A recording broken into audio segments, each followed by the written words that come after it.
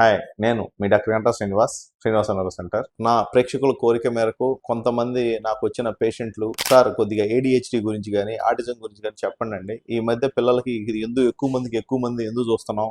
ఒకటి, అసలు వచ్చిన వాళ్ళకి ఏమన్నా ట్రీట్మెంట్ ఉందా? 2, మూడోది, అసలు ఈ పిల్లలకి ఇంకెప్పుడు జీవితాంతం ఇంతేనా? 3, ఇట్లా రకరకాల దీని మీద చాలా క్వశ్చన్స్ ఉన్నాయి.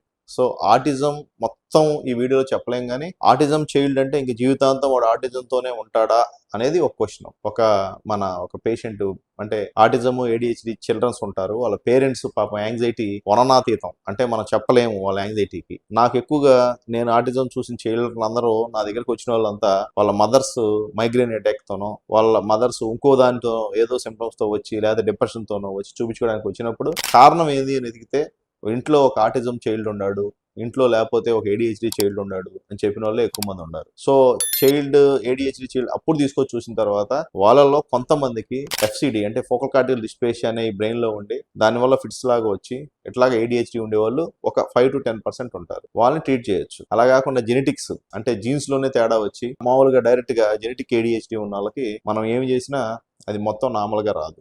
కానీ మనకి కొన్ని డ్రగ్స్ ఉన్నాయి, అంటే వాళ్ళకి కామ్నెస్ పెంచడానికి, ఎక్సెస్ రియాక్టివిటీ తగ్గించడానికి. అంటే ఇప్పుడు ADHD వాళ్ళు ఎలా ఉంటారంటే కామ్ గా కూర్చోలేరు, ఒకే చోట కూర్చోకుండా వాళ్ళు ఇటు జరగటం అటు జరగటం, ఏది పడితే తీసేసుకోవటం, కామ్ గా ఆపలేరు.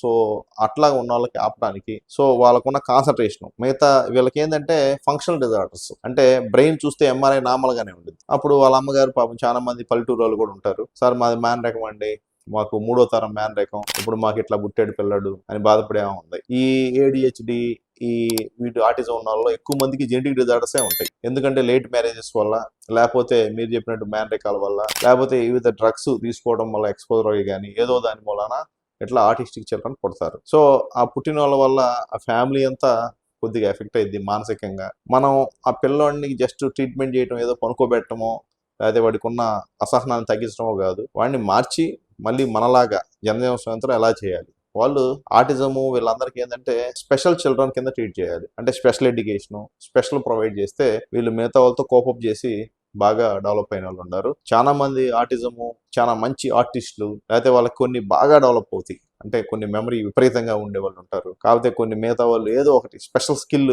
బాగా డెవలప్ అయి ఉంటుంది. ఆ స్కిల్ ని మనం డెవలప్ చేస్తే autism children they will do definitely better. నాకు బాగా గుర్తుంది, ఓ పేషెంట్ అయితే నెంబర్ చూస్తే ఏ నెంబర్ ప్లేట్ అయినా నెంబర్తో సహా మళ్ళీ గుర్తుపెట్టుకొని చెబుతాడు. సో ఆ అబ్బాయికి ఆ స్కిల్ బాగా డెవలప్ అయింది. ఇంకో అబ్బాయి ఏసీలు అన్ని రిపేర్ చేసి బాగా చేయగలడు, చదువు రాదు కానీ. సో అట్లాగా ప్రతి వాళ్ళు చదవాలనే కాకుండా వాళ్ళకి ఏ జాబ్ ఫిట్ ఉందో ఆ జాబ్ లో ఫిట్ చేయడానికి వీళ్ళకి చేయాల్సిన ఆక్యుపేషనల్ థెరపీ అంటే ఇవన్నీ ఏదైతే చెప్పారో ఒకసారి ఇంటరాక్షన్ చేసి ఆ పేషెంట్ అని చూడకుండా ఇదంతా ఒకటే గ్రూపు, వీళ్ళందరికీ ఇంకేమీ చేయలేమనేది కాకుండా ఆటిజంలో సబ్ గ్రూప్స్ ఉంటాయి, ADHDలో సబ్ గ్రూప్స్ ఉంటాయి, ఎన్విరాన్మెంట్ స్టిమ్యులేషన్ వల్ల కానీ, మెడిసిన్స్ వల్ల కానీ, లేకపోతే వాళ్ళ మదర్ యొక్క కేర్ తీసుకోవడం వల్ల కానీ, కీటో డైట్ తీసుకోవడం వల్ల కానీ, ఇలా రకరకాలుగా ఉంటాయి. ఇవన్నీ ఏదో ట్రై చేసి కొంతమేర మార్చవచ్చు అనేది నా ఉద్దేశం. అంతేగాని పేషెంట్లు ఇంకేమీ ఛాన్స్ లేదు, మా వాడి జీవితాంతం ఎంత ఉంటాడా అనే నిరాశ నిస్పృహలకు లోను కాకుండా ఉండటానికే నా వీడియో యొక్క సందేశం. ఇది దయచేసి మీ చుట్టూతా ఎవరన్నా ఆర్టిస్టిక్ చిల్డ్రన్ కానీ ADHD చిల్డ్రన్ కానీ ఉంటే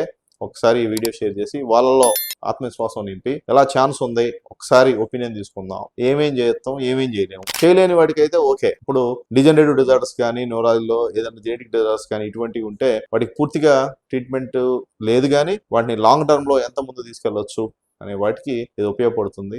సో మీకు ఎవరికన్నా వాటిలో ఏమైనా ఉంటే కనుక దయచేసి వాళ్ళకి షేర్ చేయండి, లైక్ చేయండి, సబ్స్క్రైబ్ చేయండి, ఇన్ఫర్మేషన్ పాస్ చేయండి. వాళ్ళు తెలుసుకొని అనవసరం ట్రీట్మెంట్లు, అంటే స్టెమ్ సెల్స్ అనో ఇంకోటనో చేసి, అంటే కొంతమందికి ఉపయోగం ఉంటే ఉండొచ్చు సబ్ కేటగరైజేషన్లో, అందరికీ అది 100% రెస్పాన్స్ రాదు అని తెలుసుకోకుండా ఒకసారి డివైడ్ చేసే ముందు ఒకటి ఏదన్నా పెద్ద ట్రీట్మెంట్ ఖర్చు పెట్టే ట్రీట్మెంట్ చేసుకునేటప్పుడు సెకండ్ ఒపీనియన్ తీసుకోండి, తప్పేం లేదు. తీసుకొని దాంట్లో ఉన్నదాన్ని బట్టి వెళ్ళమని చెప్తున్నాను. Thank you.